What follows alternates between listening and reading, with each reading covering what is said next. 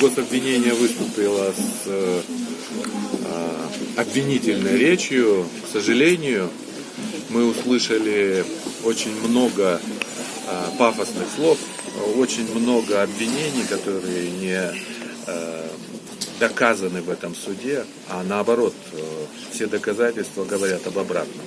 Но, однако, обвинение попросило по совокупности Ибраимову 20 лет лишения свободы, с конфискацией имущества и лишением занимать государственные должности на 3 года.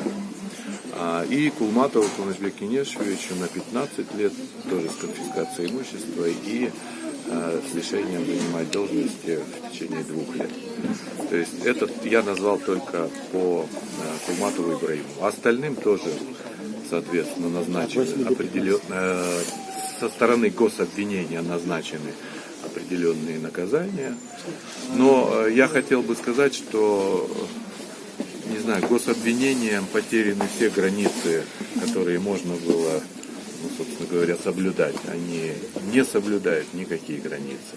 Теперь еще предстоит выступление представителей потерпевших, а впоследствии, значит, защитников, самих обвиняемых, и вынести решение суду.